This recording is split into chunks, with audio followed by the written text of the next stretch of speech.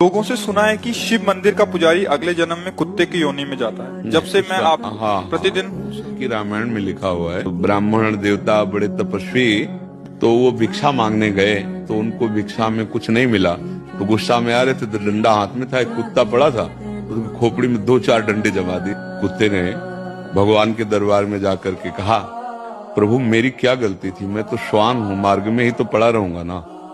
इन ब्राह्मण देवता ने बिना किसी कारण के मुझे 4-5 डंडे मारे। तो भगवान ने कहा, मेरे दरबार में ब्राह्मणों को दंड नहीं दिया जाता, आप ही निश्चय करो कि इनको क्या दंड दें। उनका प्रभु यहाँ का जो बहुत श्रेष्ठ कलिंजर पर्वत है, उसमें जो आश्रम है उसका इनको महंत बना दीजिए।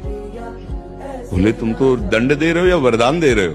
बोले प्रभु मैं पूर्व में महंत ही था, इसीलिए मैं आपको कह रहा हूँ कि जब महंत बनेंगे ना और मनमानी आचरण करेंगे और भगवत अर्पित बिना किए जो भगवान के लिए आता है वो खाएंगे तो कुत्ता बनेंगे।